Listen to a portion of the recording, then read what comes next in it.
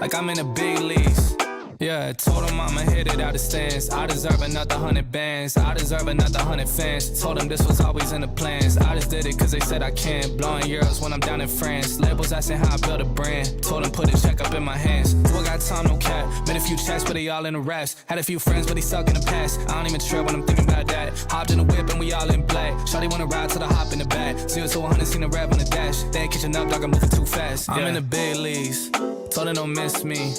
Ballin' like Houston, ayy, feeling like Whitney.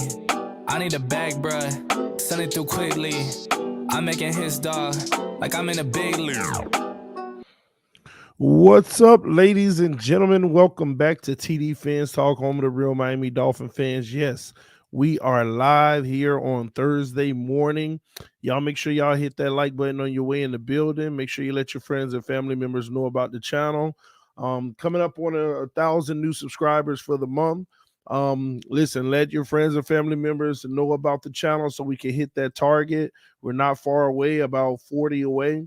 So we got today. If you want to help the channel, make sure that you share the video and make sure you hit that like button. Shout out to the mod squad. I see Chef Jew, Vic in the building. What's going on, gentlemen? Astro, Colin LaRoche. What's going on, man? I hope everybody's good. Shout out to all the members of the channel as well. And everybody who is subscribed. Thank you so much. Listen, this morning, we're going to talk about must-win situation for the Miami Dolphins.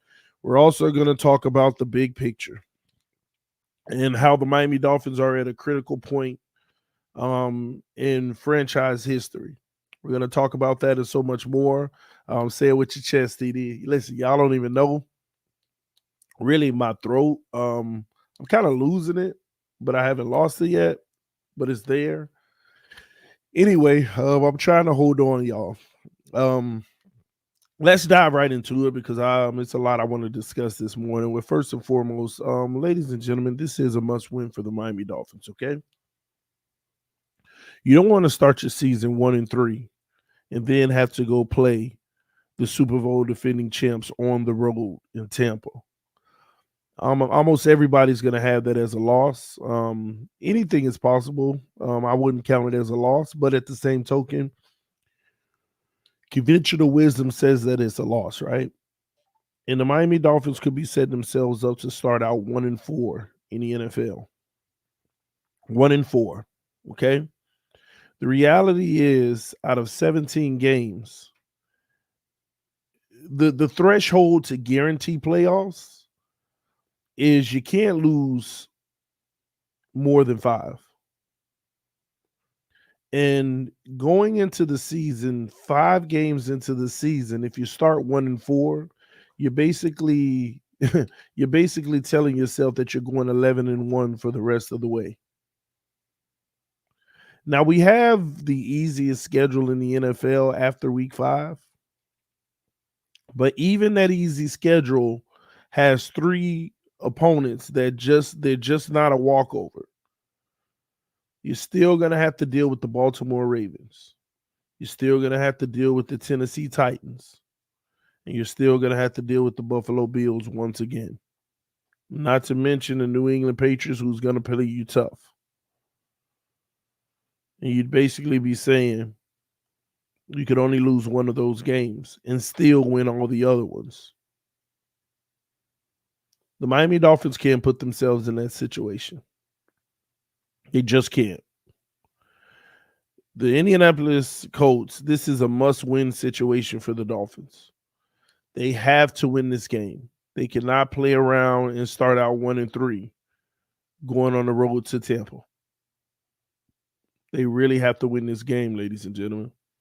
It is a must-win situation if we're going to have a season that has a chance. Now, that's really all I wanted to say about the must-win. But I wanted to talk more this morning about the big picture. As of late, our fan base has really been divided. Our fan base has really been arguing and fighting with each other. But I want to break some things down in my opinion and perspective. First off, the Miami Dolphins community is a large community. And I want to help y'all understand something. I personally feel like 80% of the Miami Dolphin fans want to do whatever it takes to win, no matter what. But I believe what has actually transpired as of late is the fact that the Miami Dolphins fan base was invaded. It was invaded. And let me give you an example, ladies and gentlemen. Let's just hypothetically say that there are 10 million Miami Dolphin fans. We added 4 million family members to the Miami Dolphin fan club when we drafted Tua Tagovailoa that aren't legitimate Dolphin fans. They just support the Dolphins because of Tua Tagovailoa. So overnight, by the selection of a young kid, we went from 10 million fans to 14 million. Now, I'm going to tell you where the problem is with that. The 10 million fans that we originally had, half of them, they just enjoy the Dolphins. You know, they watch the game every Sunday. They're not like invested to all the details and stuff.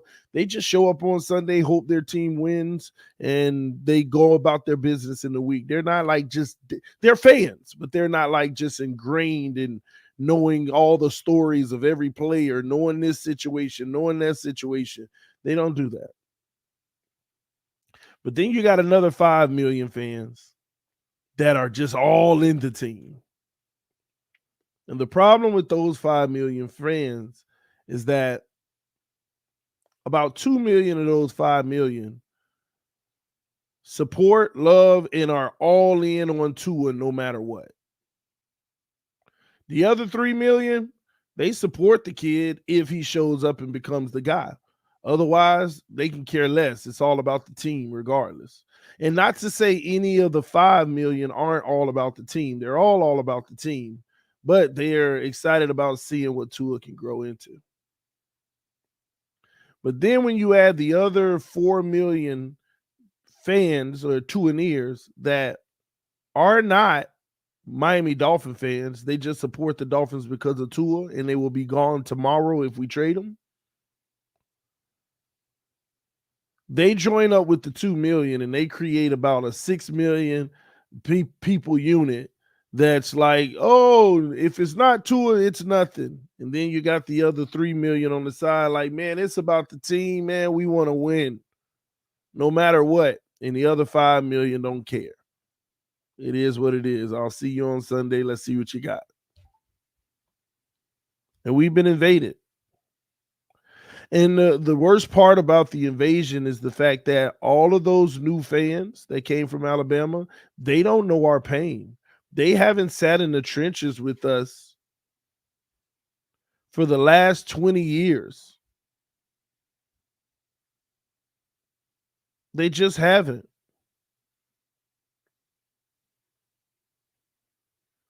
And that's a problem because they're skewing and spewing a narrative that does not, in my opinion, put us in the best position to win. We all know the elephant in the room is Deshaun Watson. We all know that he has all the sexual misconduct allegations. We all know it's just not a good look. But we all also know that this opportunity never happens. It's just so happened the one thing that we just could not figure out in the last 20 years is sitting right on our doorstep, wanting to come in, and we got a decision to make on whether we want to open the door or not. Our biggest issue over the last 20 years has simply been not finding an elite quarterback. Our biggest issue, I got to say it again for those in the back, in the last 20 years is not finding an elite quarterback. And when I say elite quarterback, I'm talking about a guy that's on the level of Tom Brady, Aaron Rodgers, Patrick Mahomes, Russell Wilson, Dak Prescott, Drew Brees, Peyton Manning. Like just great quarterbacks. Great quarterbacks.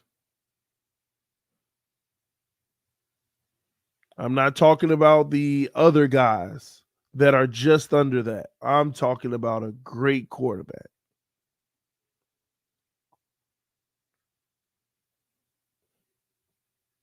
And he's right at the door, knocking. We're on the other side sitting there saying, I don't know if I should open it or not.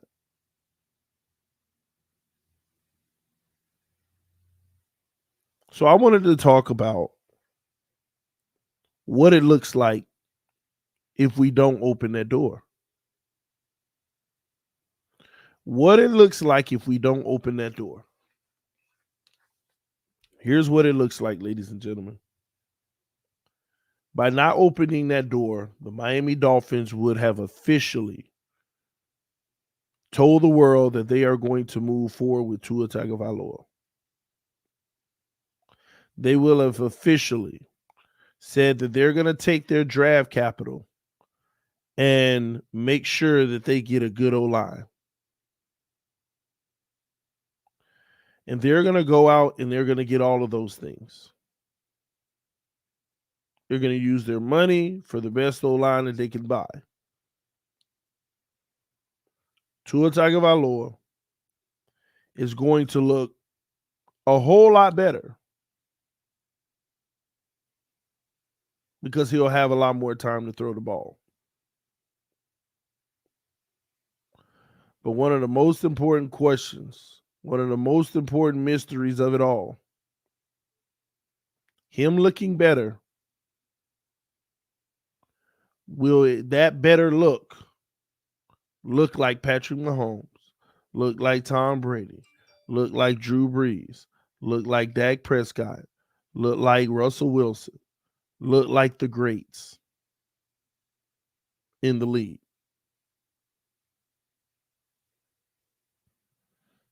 Will a great O-line make him look like those guys? And that's the real question. Everyone wants to talk about get him what he needs. And I pose that question to every single one of you guys.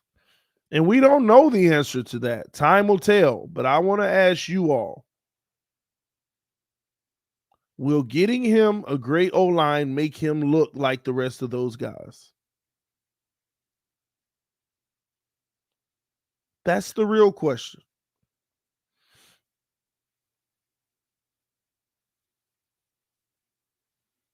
That's the real question. I didn't ask anybody to hope so. Will he look like them?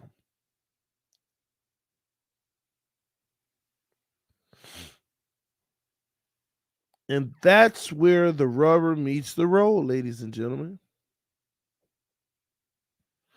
And I'm reading the comment section right now, and I got a whole bunch of definitive no's, and everything else is maybe, and I hope so. You see,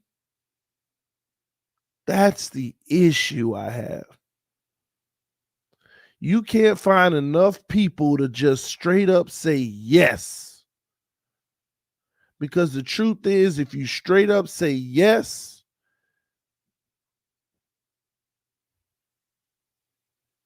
you'd be lying to yourself. Chef Juice, stop lying to yourself. There is nothing he showed you so far that would give you an inkling that it possibly could happen.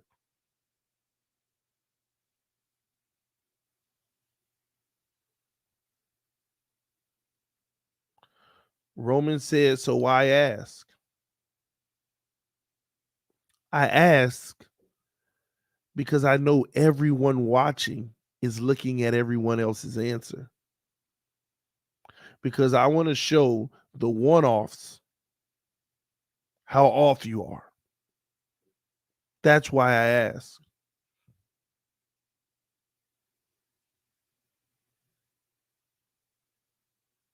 That's why I ask. To show everybody how much people really don't believe that he could get there.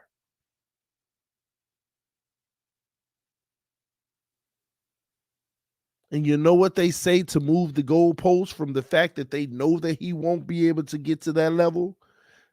This is how they move the goalposts. Well, we don't need him to get to that level to be successful. That's how they move the goalposts.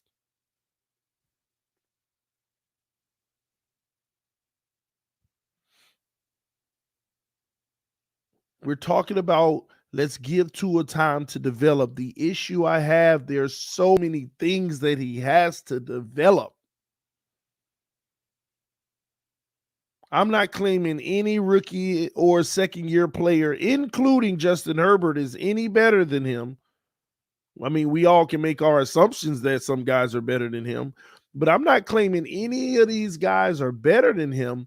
But what I know is they do certain things so much better to where as they develop, they have less to develop. Tua Tagovailoa has a lot to develop.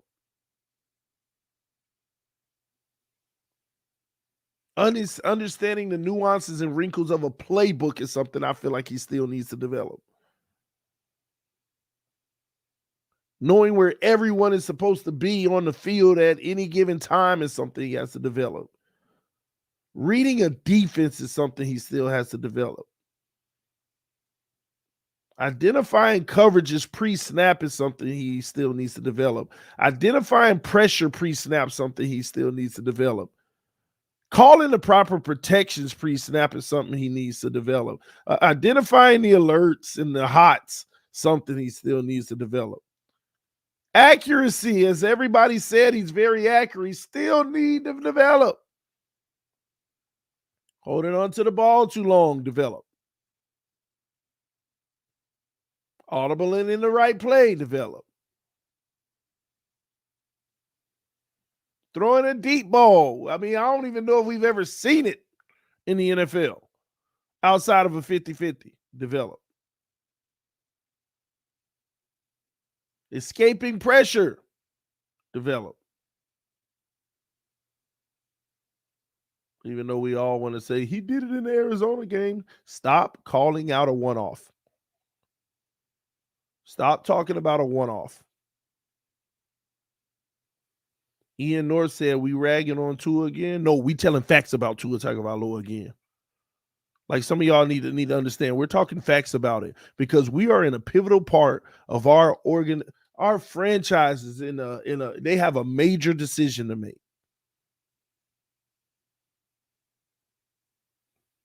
They have a major decision to make, and I don't think y'all understand the severity of it. And it has to be made within the next month or never. The longer that we wait on a Deshaun Watson decision, the more people get involved, the more we risk the price going up.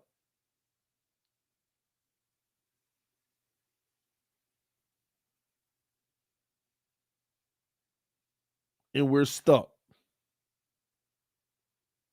Because no one wants to answer this question.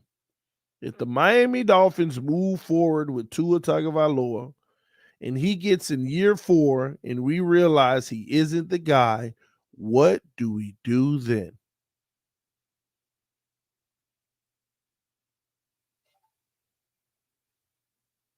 That's the answer I want. If the Miami Dolphins move forward with Tua Tagovailoa and we reach year 4 and we realize he's not the guy, what do we do then? And Ball Game said, our luck, we trade for Watson and he has to sit for an extended amount of time. Still got your franchise quarterback. Whenever he comes back, we're rolling. Doesn't matter. I don't care if Watson doesn't play till 2023, 2024. You got your franchise quarterback. What's the difference if Tua doesn't work out and become the guy and we got to move on in 2023 or 2024? Who do we move on to? What do we do? And we'll be good enough to not have a good draft pick. What do we do?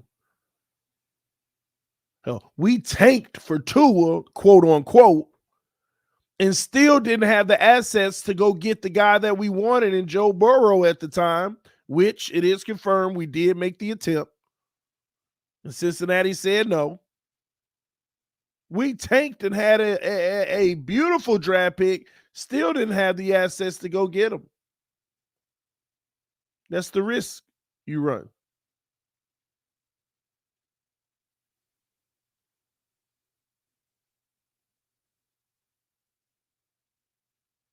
Ball Game said either way, X and Jones are aging out as he's sitting, so it's a lose regardless. I'm not worried about that. That's what Brian Flores is here for. Defense. Anybody who is relying on Byron Jones and Xavier Howard to be the future, they just don't understand football. We know that those guys have an expiration date. And that expiration date is coming in the next 2 to 3 years, maybe even sooner for one or both. We already know that. And as they come with their expiration date and we try to find their replacement, even if they're not as good, that's where Watson offsets. That's where he makes up for it as you're continuing to build your team. But once again, as they expire, if you stay with Tua Tagovailoa and you find out that he wasn't the guy, you're right where the Jets are today, ladies and gentlemen. You go backwards and you're right where the Jets are today.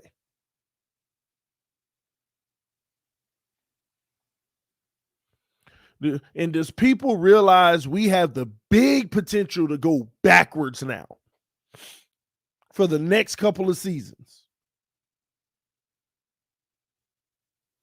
We have a potential of going backwards.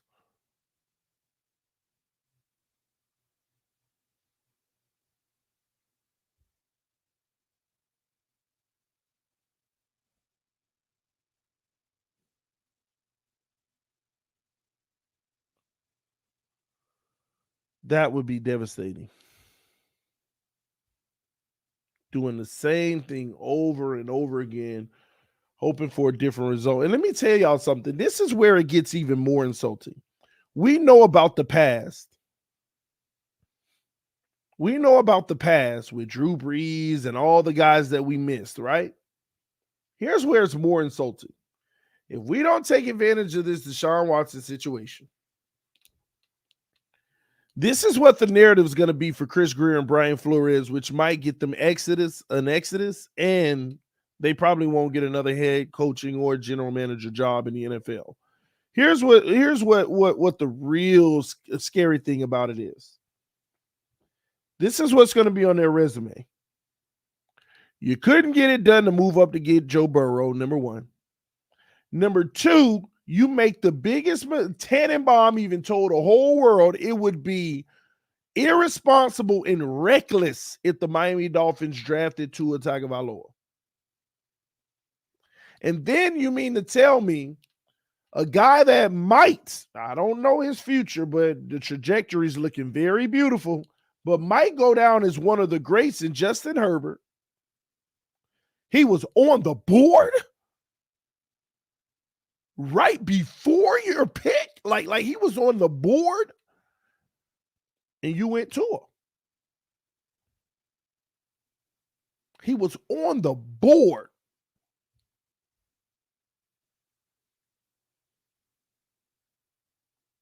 That's going to be their biggest blunder, is passing on Herbert. The guy was on the board in your face. And you got it wrong. We all would have got it wrong, but it ain't our responsibility. They have to own it.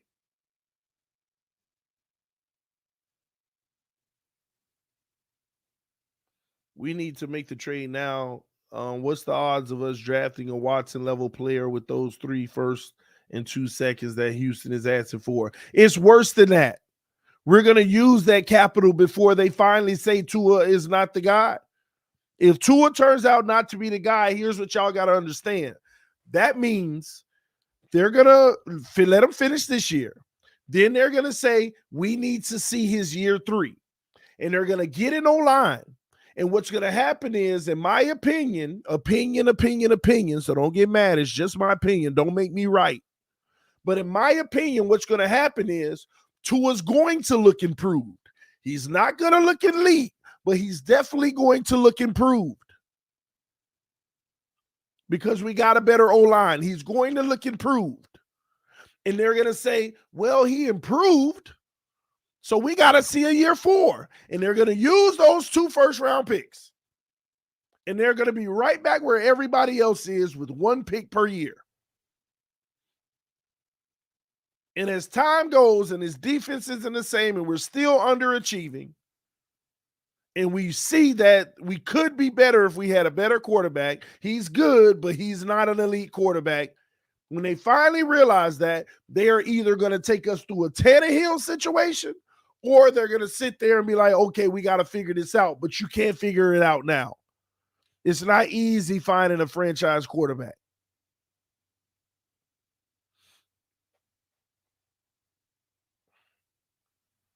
And I feel like if we don't get the deal done for Watson, there is a level of pride in play that's going to take them down. Because how can you miss on Herbert?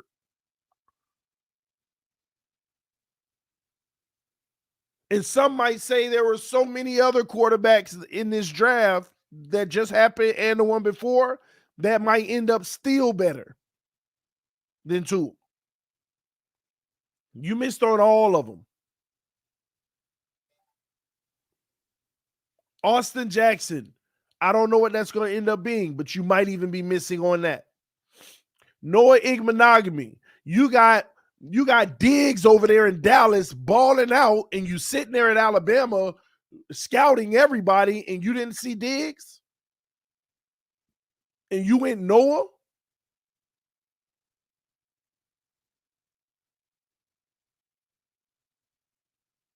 Too many blunders everywhere, man. Cruz, that's fine if you disagree. Ain't nothing wrong with that. We just got difference of opinion. I respect your disagreement. But if what I say end up happening, then what? That's all I'm asking y'all to do. That's all. You don't have to agree with me. You can disagree all you want.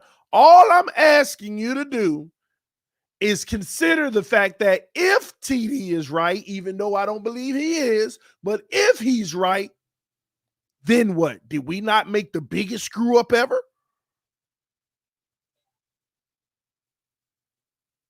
If he's right, did we not make the biggest screw up ever? But you got a guy that's out here that's basically a guarantee from a skill standpoint, and you know what you're going to get.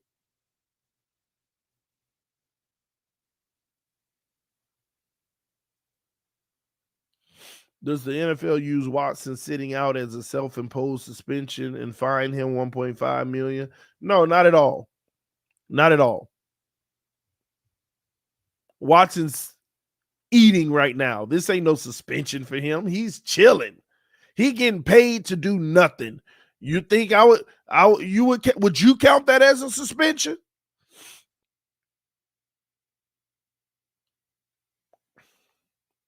Would you count that as a suspension?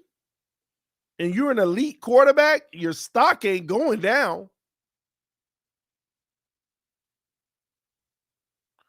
TD, would you pick up Aaron and keep Tua? No, not at all. Because still, just in case Tua ain't the guy, Aaron ain't your long term. See, here's what y'all got to understand. The only reason I'm so infatuated about the Watson situation is because he's going to solve 15 years of your problems. He has the potential to solve 15 years of your issue at the quarterback position.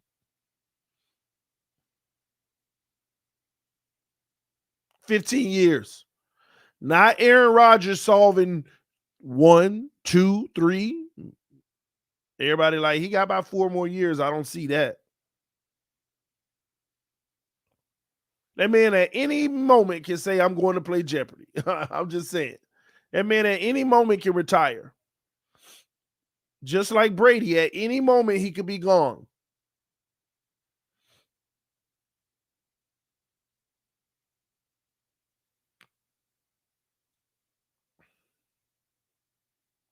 At any moment. So no, it's not a self-imposed suspension. Watson getting paid to chill. He's already basically said, listen, I'm prepared to sit out next year too. Them even bigger checks.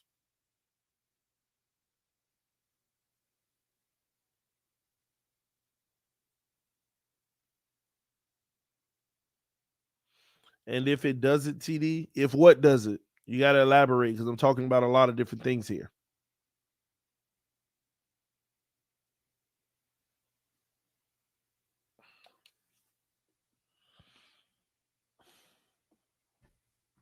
It's that simple. Let me read some of the comments real quick. Let's see here.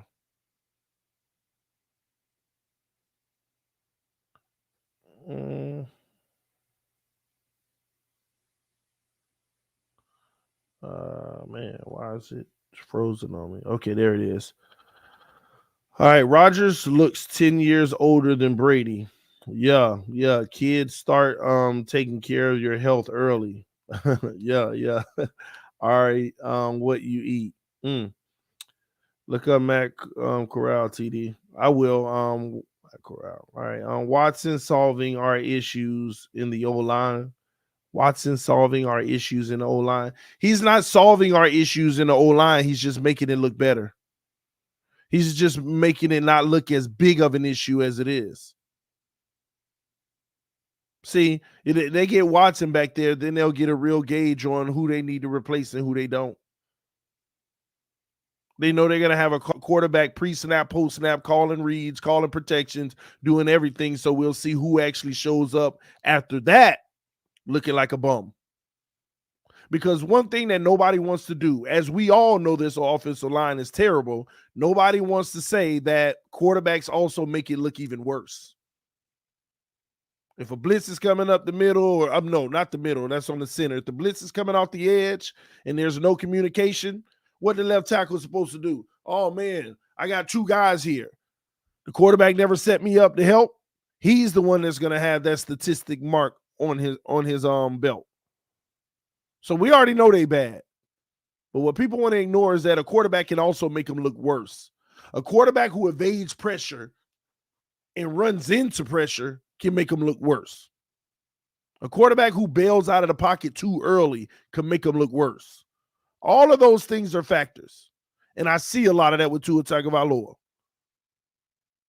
It drives me crazy. I watch film on Tua, and there's times where a right tackle might be getting beat a little bit off the edge. Tua steps up beautifully, and that step up makes his right tackle get a better position. And I'm like, great job, Tua. But he doesn't stop just stepping up. Because once he steps up, he himself did a great job creating a pocket for himself and giving himself an additional 2 seconds. But what does he do? He doesn't reset and say, I bought myself 2 more seconds. He steps up and then he's like, oh, I got to get out of here. No, you just created a great pocket again. Understand, sometimes it's just the one subtle move. You don't have to take off. That subtle move gave your right tackle a better position to catch up on that. Brady does it wonderfully. He hiking the ball. He feels the pressure. The slight move this way sets his guy up to have a better position at blocking. And he still sits there. And the kid's young. He don't know this stuff yet. But once again, development. Another area. Another area.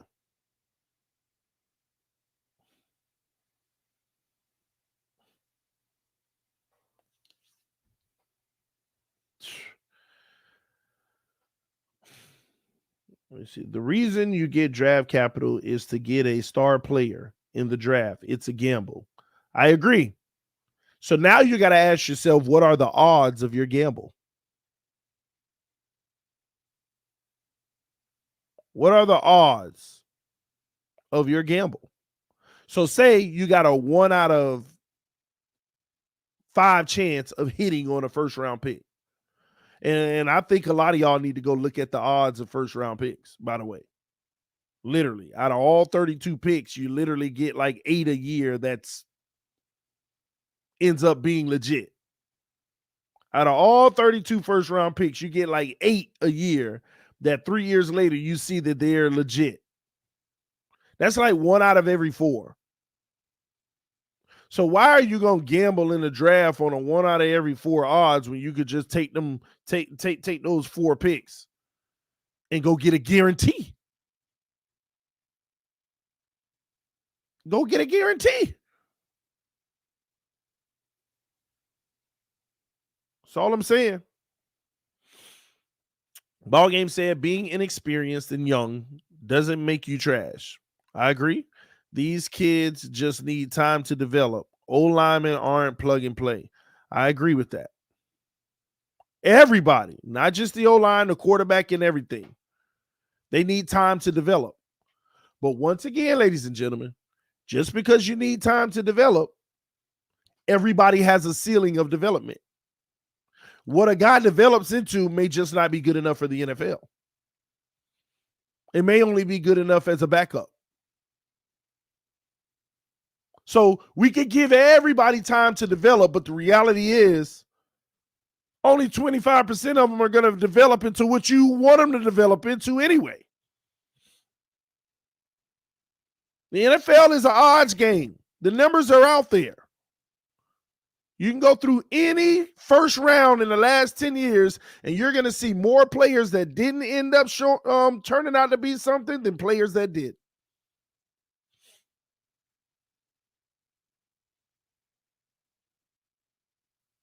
That's all I'm concerned about are the odds. We can keep being hopeful. Boy, I tell you one thing about Miami Dolphin fans. We are the most hopeful fans of all time. We are the most hopeful fans of all time. That's all we operate off of is hope. And how many times have we gotten slapped in the face with that?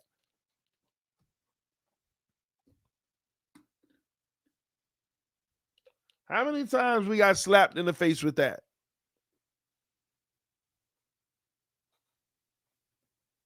Somebody said because Tua looked great in Alabama. How many players did we draft that looked great in college and got slapped in the face with it? Y'all got to understand something.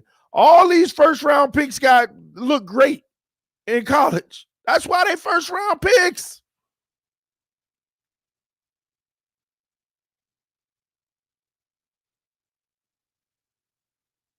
They all look great in college. They're first-round picks.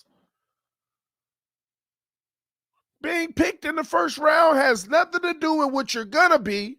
It has everything to do with what you did in college. The entire draft is a gamble.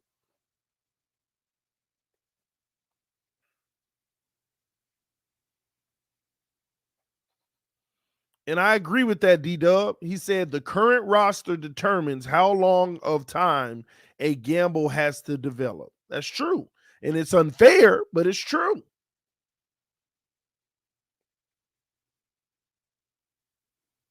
Y'all act like we ain't been in this situation before. Y'all act like we ain't been in this situation before. In the last 20 years, this is probably the third time we've been in a situation where we didn't know if our guy, like many of them years, we knew right away, this ain't our quarterback. But for the last 20 years, we've been in a situation 3 times where we've had a new quarterback, and by year 2, we were like, I don't know, but he needs time to develop.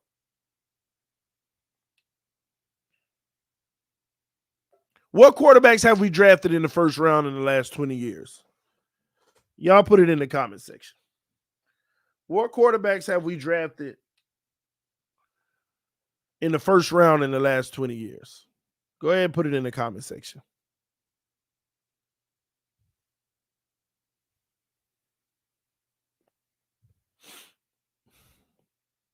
Ryan Tannehill. Hopeful the entire time in Miami. Hopeful. And the crazy thing about Ryan Tannehill is we saw him develop and get a little bit better every year, right? And then he had an injury. I think at his peak in Miami is when he got hurt. But he got a little bit better every year. But do some of us realize you might have to wait 7 years before you get the finished product? And that finished product still need everything around him to be right? Have y'all thought about that? You might have to wait 7 years to get a finished product. Then on top of having that finished product, it still needs everything around it.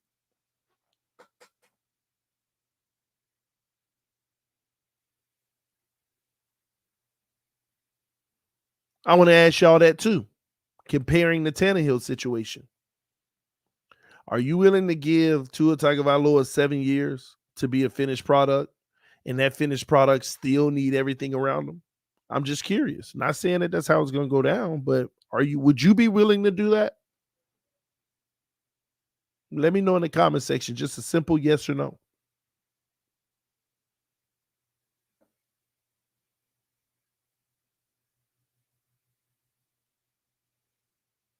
Come on, I need some opposition. I mean, I'm getting all no's. Where my yeses, man? I'll give him 2 years. Y'all gassing it. 93 Supreme, baby. Of course we are. We're in a pivotal moment in franchise history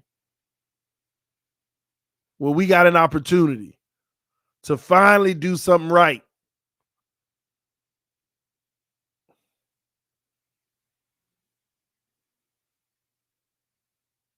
Of course we gassing it. Do people not realize that? I'm not shying away from that. You are 1,000% correct. I'm definitely gassing it.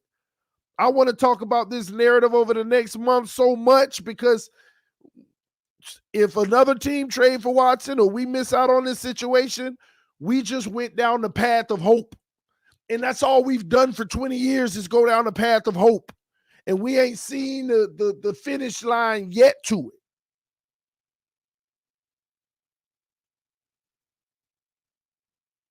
I am definitely gassing this situation. because it needs fuel, rocket fuel. Give me out, man, whatever it takes. And let me tell you what's even worse about it. Not only do we have an opportunity to get him, but everybody knows he wants to be in Miami too. And the longer we wait, we might be ruining that.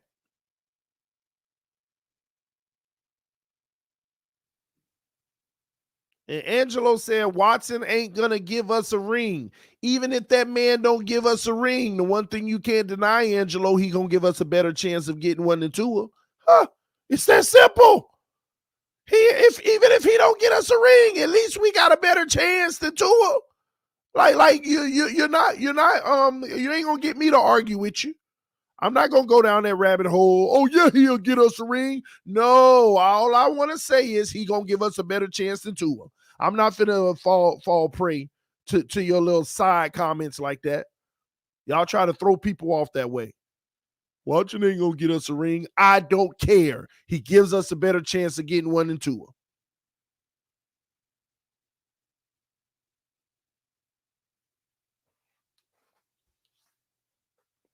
Nobody guarantees you a ring. Nobody guarantees you a ring. Brady doesn't guarantee you a ring. It's not easy getting a ring in the NFL. 32 freaking teams going after that ring every year. You wonder why Buffalo has zero respect for us? Because they don't respect our quarterback. It's that simple. We got a better defense than them.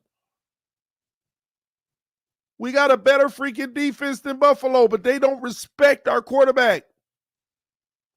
Deshaun Watson here, they petrified. That simple. They can't send them edge blitzes. They know they're going to get carved up. Right now, they're like, yeah, when we play the Dolphins, we'll just send 6. Every play we can, we'll just send 6. If he beats us here and there, it still ain't going to be good enough because it's going to be a dink or a dunk. They have zero fear of us. At what point do y'all wake up and realize you need a world beater? You need a guy who actually played against Josh Allen in the playoffs and sent them home.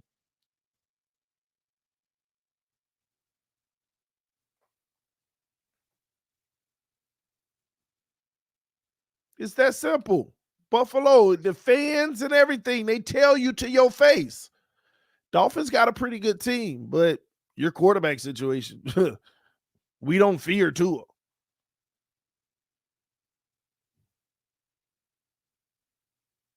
It's that simple.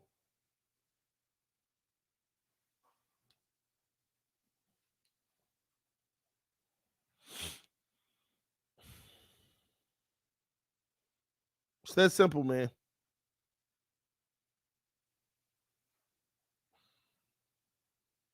Somebody say you got to draft the world beater. If try to trade, your team gonna collapse. Man, y'all stop that, man. We know we're gonna have to give up assets, but y'all stop saying that the team collapses. Stop saying that the team collapses if you trade for Watson. Do y'all realize what we've accumulated here in Miami? First of all, we got the draft capital. Second off, listen, on this roster right here, you could almost listen. You could get rid of 3 really good players and still be in a better position with Watson. Do y'all get that?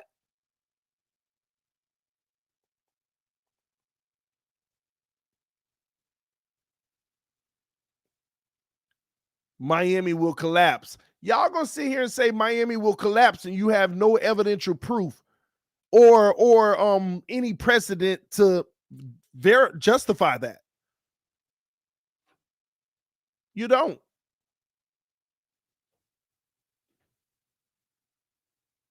You don't. And nobody cares about the first round and second round picks. We barely hit on them anyway. Y'all making an assumption that we'll collapse. You're making a straight up assumption that we'll collapse. I'll do you one better, right? I'll do you one better. Say Miami sent the Houston Texans 3 first round picks, 2 second-round picks, Christian Wilkins, and Javon Hollins. I believe that'll get the deal done. How did we collapse?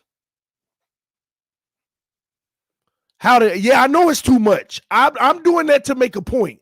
I know the trade that I just proposed to y'all is too much. It's definitely too much. But how would we collapse? How would we collapse? That's all I want to know from y'all. How would we collapse? How would that collapse us? I wanted to be extreme and tell y'all Javon Holland, Christian Wilkins, 3 firsts and 2 seconds. But tell me, how would we collapse? To my point exactly. That would be them robbing us and we still wouldn't collapse.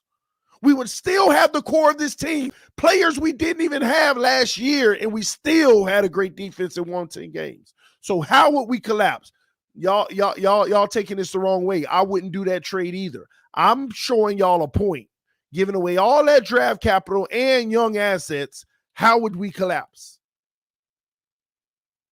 That's the only point I'm trying to make here. I wouldn't even do that trade. But that's how I'm proving y'all wrong. How would your team collapse? Guys, we didn't even have Javon Holland last year, and Christian Wilkins have been complaining so much about ain't getting it done. That's why they brought Malcolm Brown in anyway.